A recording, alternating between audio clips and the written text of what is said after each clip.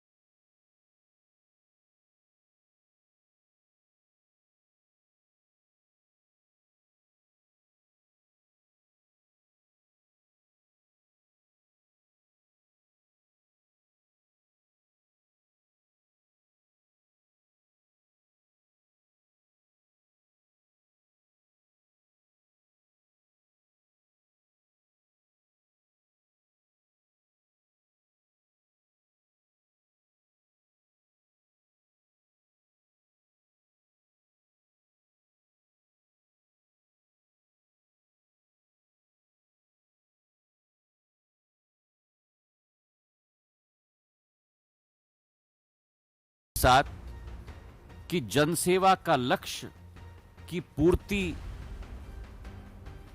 आज उस संगठन के माध्यम से नहीं हो पा रही और इसके अतिरिक्त वर्तमान में जो स्थिति कांग्रेस पार्टी में है वो कांग्रेस पार्टी आज नहीं रही जो पहले थी। ये तो हुई सिंधिया के किंग मेकर बनने की कहानी, जिसने मध्य प्रदेश में कांग्रेस की 15 महीने पुरानी कमलनाथ सरकार को सत्ता से बाहर का रास्ता दिखा दिया। सिंधिया के साथ कांग्रेस के 22 विधायकों ने भी बीजेपी ज्वाइन कर ली।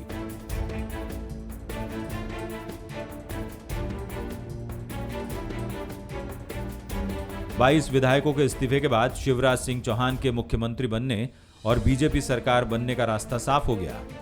सिंधिया को बीजेपी में लाने के सूत्रधार केंद्रीय नेतृत्व के साथ ही मध्य प्रदेश बीजेपी के कद्दावर नेता डॉक्टर नरोत्तम मिश्रा भी रहे।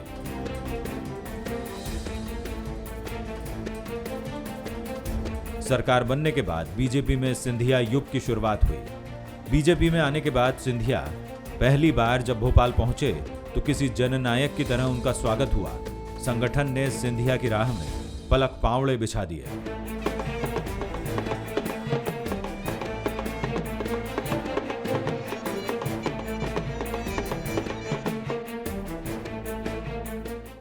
लेकिन रावण की लंका अगर पूरी तरह जलानी है तो विभीषण की तो जरूरत होती है मेरे भाई। और अब सिंधिया जी हमारे साथ। आदरणीय ज्योतिरादित्य सिंधिया जी को बहुत हृदय से अभिनंदन करता हूँ। आपका हम स्वागत करते हैं। सिंधिया जी, हम आपको विश्वास दिलाते हैं भारतीय जनता पार्टी का एक कार्यकर्ता आपके साथ खड़ा है। इस जनसेवा और देश सेवा के लिए आपका तहे दिल से स्वागत है। स्वागत है उनका। बहुत बड़े नेता आएंगे तो हमको अच्छा लगेगा। और आपकी रणनीति क्या होगी, क्योंकि हमें खाली जगह रणनीति हमें बनाने की जरूरत क्या है, वहीं भगदड़ मची हुई है। आपकी क्या भूमिका होगी? हमारी महत्वपूर्ण भूमिका होगी। संगठन सिंधिया के सामने नतमस्तक है। सिंधिया को लगातार मिल रही स्पेशल ट्रीटमेंट बीजेपी के कई वरिष्ठ नेताओं को नागवार गुजर रही है। उनकी भौहें महाराज को लेकर तनी हुई है, लेकिन सियासी मजबूरी विरोध करने वालों को शायद बोलने का मौका नहीं दे रही। सिंधिया के भारतीय जनता पार्टी में आने से कुछ लोगों को असुविधा निश्चित तौर पर होगी, लेकिन बहुत जल्दी मुझे लगता है कि ये वो पार्टी है जिसमें बहुत जल्दी लोग अपनी स्थितियों को जो है संभाल लेते हैं। और सिंधिया किसी की राह में रोना नहीं है। अब सिंधिया की जो राजनीति हमने देखी है वो कांग्रेस पार्टी में देखी है, जहां अपने समर्थकों के लिए लड़ना पड़ता है, उसके लिए जो है आपको बहुत सारा संघर्ष करना पड़ता है। लेकिन भारतीय जनता पार्टी में यदि मैदानी स्तर पर लोग काम कर रहे हैं तो संगठन उसके साथ खड़ा होता है और उसको आगे बढ़ाने की कोशिश करता है। 2018 के चुनाव में कांग्रेस ने नारा दिया था, वक्त है बदलाव का। ये नारा आजकल बीजेपी पर 100% फिट हो रहा है। सिंधिया के आने के बाद बीजेपी बदल रही है। बीजेपी सिंधिया और उनके समर्थकों को आत्मसात करने की कोशिश कर रही है। शायद इसके पीछे महाराष्ट्र का वो पूरा सियासी घटनाक्रम है जिसमें चुनाव के बाद शिवसेना के साथ बीजेपी की सरकार नहीं बन पाई। बाद में अजीत पवार को साथ लेकर बीजेपी ने सत्ता तो हासिल की, लेकिन 72 घंटे के अंदर देवेंद्र फडणवीस सरकार का पतन हो गया। तब बीजेपी पर यह आरोप लगे कि वो अपने साथियों और बाहर से आए नेताओं को एडजस्ट नहीं कर पाती। ज्योतिरादित्य सिंधिया के लिए जो है हम ये देख रहे थे, कांग्रेस पार्टी में संभावनाएं बहुत कम थी। भारतीय जनता पार्टी में हम संभावनाएं भी देख रहे हैं और भारतीय जनता पार्टी भी ज्योतिरादित्य सिंधिया में संभावनाएं देख रहे हैं, क्योंकि वहाँ भी इस तरह का कोई चमकदार चेहरा है नहीं। इसलिए हम ये कह सकते हैं कि दोनों एक दूसरे के पूरक हैं और इनको अलग करके देखेंगे तो शायद जो है दोनों के साथ ही अन्याय होगा। खुद पर पड़े आरोपों के छींटों के बीच अब बीजेपी बदलाव की राह पकड़ चुकी है। ज्योतिरादित्य सिंधिया को पार्टी और सरकार में मिली तरजीह इस बात की तस्दीक करती है। बीजेपी सिंधिया के साथ हुए मिलन को चिरस्थायी बनाने की कोशिश कर रही है। इसके पीछे की वजह भी पूरी तरह से सियासी है। सिंधिया के सहारे बीजेपी अब कांग्रेस को डैमेज करने की फिराक में है। उसकी नजर अब सचिन पायलट जैसे कांग्रेस के युवा नेताओं पर है, जिनकी कई बार कांग्रेस से नाराज होने की खबरें आती हैं। ज्योतिरादित्य सिंधिया की जिस तरह की उपेक्षा उन्होंने कांग्रेस पार्टी में महसूस की, तो उनके लिए काफ़ी सुविधाजनक था कि यहाँ जो है सिंधिया को कांग्रेस से भारतीय जनता पार्टी में लाना और भारतीय जनता पार्टी को मजबूत करने के लिए, कांग्रेस को कमज़ोर करने के लिए सिंधिया जैसा चेहरा होगा तो जो उम्र दराज नेता हैं कांग्रेस पार्टी के, वो कितने दिनों इसको जो है आगे खींच पाते हैं, ये जो है भारतीय जनता पार्टी ने उस पर चोट की है। सिंधिया के भी तो लगातार नाराज होने की खबरें आ रही थी। 2018 के विधानसभा चुनाव से पहले कमलनाथ को पीसीसी की कमान सौंपी गई। उस वक्त सिंधिया को चुनाव प्रचार समिति की जिम्मेदारी दी गई। विधानसभा चुनाव में कांग्रेस को जीत मिली और वो सत्ता के शिखर पर काबिज हुई। मुख्यमंत्री पद की आस लगाए बैठे सिंधिया को उस वक्त जोर का झटका लगा जब कांग्रेस ने कमलनाथ को मुख्यमंत्री बनाने का फैसला किया। मुख्यमंत्री न बन पाने का दर्द कई बार सिंधिया के चेहरे पर दिखा। महाराज को उम्मीद थी कि कमलनाथ के सीएम बनने के बाद पीसीसी की कमान उन्हें सौंप दी जाएगी। कई बार उनके समर्थकों ने इसे लेकर बयानबाजी की, दबाव भी बनाया। देखिए, पीसीसी अध्यक्ष बनाना और रास्ता भेजना हाईकमान का काम है, ये हम लोगों के माटा में नहीं। लेकिन हम लोग सब चाहते हैं कि सिंधिया जी ने जिस प्रकार से आज हम लोग जिस हैसियत में हैं, मतलब सरकार जो मध्य प्रदेश की बनी है उसमें सिंधिया जी की बहुत बड़ी भूमिका थी। उस भूमिका को कोई नकार नहीं सकता। सर, आपकी नजर में प्रेसिडेंट जी बनना चाहिए, राज्यसभा में जाना चाहिए सिंधिया जी को? मैं चाहता हूँ दोनों होना चाहिए। क्या होना चाहिए? मेरी व्यक्तिगत पूछो तो वो राज्यसभा में जाए, प्रदेश जी बने। ज्योतिरादित्य सिंधिया उस शख्स का नाम है, उसको राष्ट्रीय महासचिव बना लो, मध्य प्रदेश की जिम्मेदारी दे दो। जो भी जिम्मेदारी उनको मिलती है वो कर्तव्य निष्ठा से अपने उत्तरदायित्व को समझते हुए उस जिम्मेदारी का निर्वाह करते हैं। उनके पीछे उनकी भावना रहती है सेवा की, सेवा की। इससे बड़ी कोई सेवा भावना होती नहीं है। ये तो आज वो शीर्ष नेतृत्व को निर्णय करना है और क्षमताओं को, योग्यताओं को तो आगे लाना ही चाहिए। देखिए, वरिष्ठ नेता हैं, वो राष्ट्रीय महासचिव हैं ऑल इंडिया कांग्रेस कमेटी के, और एक मतलब आकर्षक चेहरा भी हैं और उनमें एक क्षमता भी है नेतृत्व करने की। पार्टी उनको उचित स्थान पर जरूर और उनका उपयोग। पीसीसी चीफ की लड़ाई में कमजोर पड़ने के बाद सिंधिया गुना से लोकसभा चुनाव भी हार गए। यहां से शुरू हुई बगावत की कहानी। लोकसभा चुनाव हारने के बाद सिंधिया को पीसीसी चीफ बनाने की मांग ने और ज्यादा जोर पकड़ा। सिंधिया की कोशिशें और समर्थकों का दबाव काम नहीं आया और ज्योतिरादित्य सिंधिया पीसीसी चीफ की कुर्सी तक नहीं पहुंच पाए। इसके बाद बारी थी राज्यसभा चुनाव की। दिग्विजय सिंह और सिंधिया के नाम की चर्चा जोरों पर थी। राज्यसभा की रेस में सिंधिया पहली प्राथमिकता का प्रत्याशी बनना चाहते थे, लेकिन उनकी इस उम्मीद पर भी संगठन ने संतोषजनक तरीके से सुनवाई नहीं की। इन सब के बीच सिंधिया के तेवर तल्ख होते गए और उन्होंने अपनी ही सरकार के खिलाफ आवाज बुलंद करना शुरू कर दिया। कमलनाथ की तरफ से बेरुखी वाला जवाब सिंधिया को नागवार गुजरा। आपकी मांग मैंने चुनाव के पहले भी सुनी थी, मैंने आपकी आवाज उठाई थी और ये विश्वास मैं आपको दिलाना चाहता हूं कि आपकी मांग जो हमारी सरकार की मैनिफेस्टो में अंकित है, वो मैनिफेस्टो हमारे लिए हमारा ग्रंथ बनता है। सबर रखना, और अगर वो मैनिफेस्टो का एक एक अंक पूरा न हुआ तो आपके साथ सड़क पर अकेले मत समझना, आपके साथ सड़क पर ज्योतिरादित्य सिंधिया भी उतरेगा। और सरकार अभी बनी है, 1 वर्ष हुआ है, थोड़ा सब्र हमारे शिक्षकों को रखना होगा। बारी हमारी आएगी, ये विश्वास मैं आपको दिलाता हूं। और अगर बारी ना आए तो चिंता मत करो, आपका ढाल भी मैं बनूंगा और आपका तलवार भी मैं बनूंगा। सर, सिंधिया जी जिस तरीके से तमाम बातें कर रहे हैं, जो वेवर को लेकर बातचीत हो रही कि लोन जो माफ नहीं किए जा रहे हैं, उन्होंने कहा कि सड़क पर उतरेंगे, किस तरीके से तो उधर जाएं। चलो, जब लोकतांत्रिक तरीके से पार्टी के अंदर सिंधिया की परेशानी को हल नहीं किया गया तो उन्होंने विद्रोह का रास्ता अख्तियार कर लिया। एक जमाना था जब सिंधिया प्रदेश में कांग्रेस की सरकार बनाने के लिए चिंतित रहते थे। 2017 में बंसल न्यूज के कार्यक्रम खास मुलाकात में उन्होंने अपने दिल की बात कही थी। मध्य प्रदेश में 2018 के चुनाव के पहले, कितने पहले आपको लगता है कि जो भी face high command party Madhya Pradesh में तय करती है, वो फेस कितने पहले लाना चाहिए? परसों जी, कल परसों, जितनी जल्दी हो सके, 3 महीने पहले जी, जितनी जल्दी हो सके, यही आशय है। मैं तो कह रहा हूं कि अभी भी, मैं तो कह रहा हूं कि ऑलरेडी समय हमारे पास कम है भाई जी। तो ये बात आप, मैं तो कह रहा हूं कि 3 महीने पहले होना चाहिए था। वाह वाह वाह, मुझे लगता है ये बहुत बहुत जबरदस्त बात है ये, पर ये सच्चाई है जी। क्या आपको लगता है कि वर्तमान के परिप्रेक्ष्य में किसी भी चुनाव में 18 महीने पर्याप्त हैं?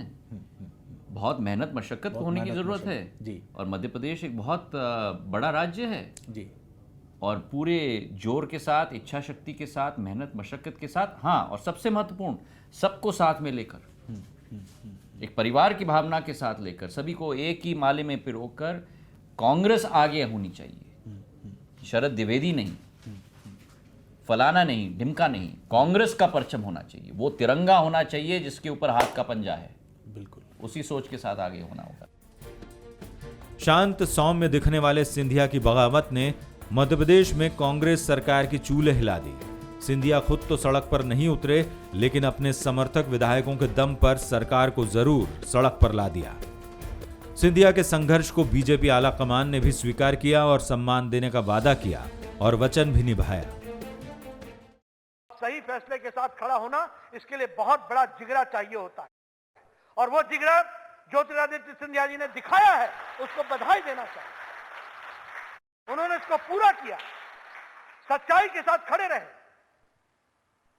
उन्होंने बड़े स्पष्ट शब्दों में कहा कि कमलनाथ की सरकार और राहुल गांधी जिन बातों को लेकर के सरकार बनाई थी, उस एजेंडे को छोड़कर एक नया एजेंडा पकड़ लिया, भ्रष्टाचार का एजेंडा, ऊपर से नीचे तक भ्रष्टाचार व्याप्त। विश्वास दिलाना चाहता हूं कि आपको पार्टी के अंदर यह हमेशा महसूस होगा कि आप सही जगह पर आए हैं और जो इन बातों को लेकर आप आए हैं उसको अक्षरशः हम पूरा करेंगे, इस बात का भी आपको विश्वास दिलाना चाहता हूं। टाइगर जिंदा है तो टाइगर जिंदा है, और टाइगर जिंदा है तो हम जैसे शेरनी भी जिंदा है पूरे मध्य प्रदेश में। अब उन्हें पता चला जाएगा, मिर्ची लगवे वालों को, कांग्रेसियों को सब पता लग जाएगा कि टाइगर पहले था जिंदा तो कांग्रेस की सरकार बनाई।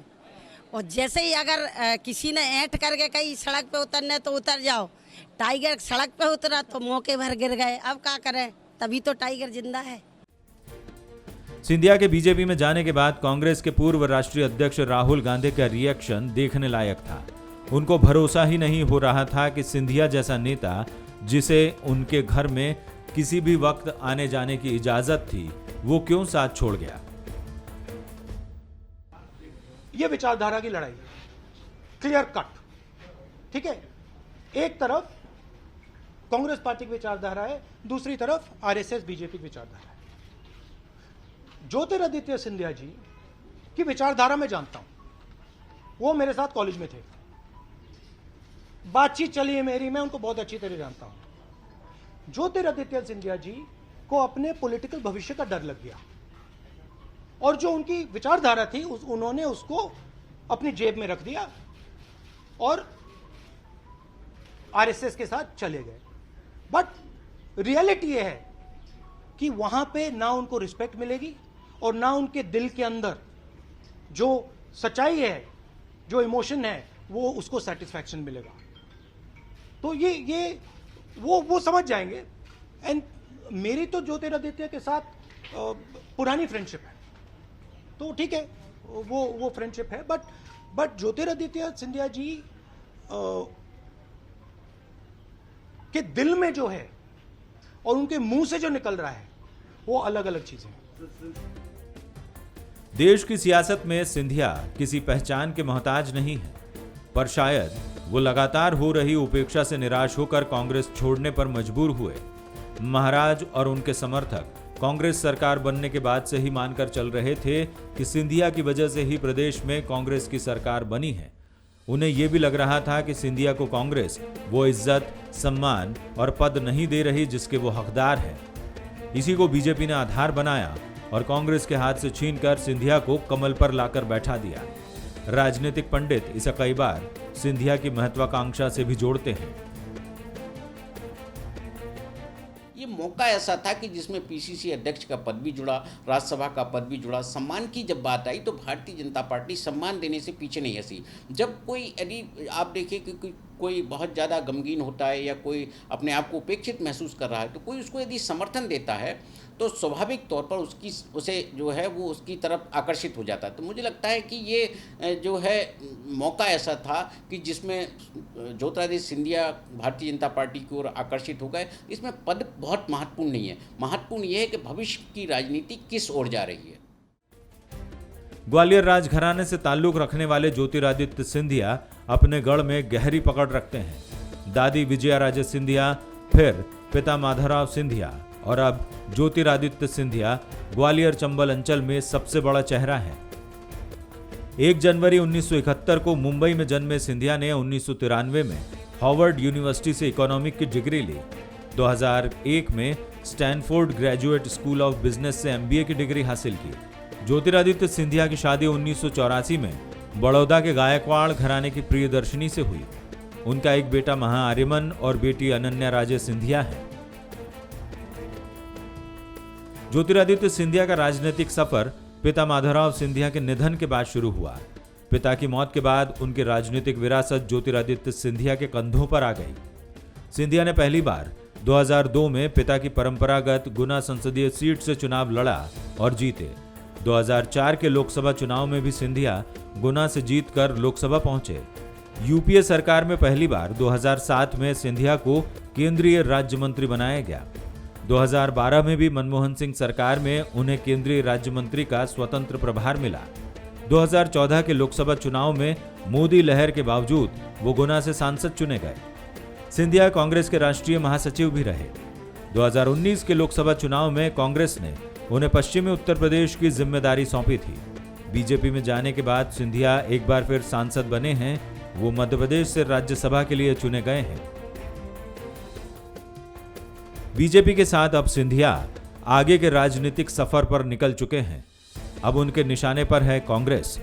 शिवराज कैबिनेट में उनके समर्थकों की संख्या देखकर समझा जा सकता है कि बीजेपी उन्हें किस तरह से सहेजने और संभालने की कोशिश कर रही है। बीजेपी के रंग में रंग चुके सिंधिया किसी टाइगर की तरह कांग्रेस को ललकार रहे हैं। हालांकि कांग्रेस भी अपने तरीके से उन्हें चुनौती दे रही है, लेकिन सिंधिया तो सिंधिया है। उनकी दहाड़ अब कांग्रेस के लिए परेशानी का सबब बनती नजर आ रही है। मैं उन दोनों को कहना चाहता हूं, कमलनाथ जी और दिग्विजय सिंह जी, आप दोनों सुन लीजिए, टाइगर जिंदा है। शिवराज सिंह चौहान भी कहते हैं टाइगर जिंदा है, ये भी कहते हैं टाइगर जिंदा है। इंदिरा जी तो चाहती थी कि टाइगर जिंदे रहे, इसीलिए तो वो वाइल्ड लाइफ कंजर्वेशन एक्ट लाई, शिकार पर प्रतिबंध है। लेकिन ये क्यों भूलना चाहिए, जब एक जंगल में 2 शेर आ जाते हैं तो उसमें एक ही रह पाता है, 2 नहीं रह पाते, टेरिटोरियल फाइट्स होते हैं। अभी थोड़े बहुत और भी आएंगे टाइगर जिंदा है के बयान देने वाले। लेकिन कांग्रेस को हो क्या गया है, आज कुछ नहीं सूझा दिग्गी भैया को तो टाइगर टाइगर कर रहा है, टाइगर टाइगर टाइगर टाइगर। तुम क्या टाइगर का मुकाबला करोगे? इन्हें तो बंटा ढार है तो कमलनाथ ने बंटा ढार करवा दिया। देखिए कौन जिंदा है कौन नहीं जिंदा, कौन हाथी है कौन घोड़ा है कौन टाइगर है, ये बातें सब सामने आ जाएंगी। ये मुंह चलाने से ये सब नहीं होता। जो माननीय दिग्विजय सिंह जी ने कहा है कि जिन टाइगरों को शिकार करते हैं वो ये टाइगर नहीं है, ये दिव्य टाइगर है जिसके ऊपर माँ दुर्गा बैठती है और माँ दुर्गा के आशीर्वाद से चल रहा है। तो इनका शिकार दिग्विजय सिंह जी नहीं कर पाएंगे। ऐसा ना हो कि दिग्विजय सिंह जी खुद शिकार करते करते खुद हो जाएं। सिंधिया के साथ आने से सत्ता हासिल करके मुस्कुरा रही बीजेपी, सिंधिया की आवभगत में कोई कमी नहीं बरत रही। सिंधिया भी कांग्रेस के कल्चर से इतर खुद को बीजेपी के सांचे में ढालने की कोशिश करते दिख रहे हैं।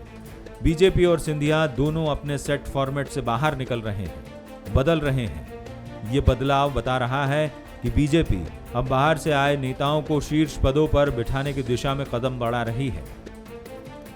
राज्य में अपने समर्थकों को पद और प्रतिष्ठा दिलाने के बाद सिंधिया का अगला कदम क्या होगा, इस पर राजनीतिक पंडित कयास लगा रहे हैं। सिंधिया भी इसका इशारा कर चुके हैं।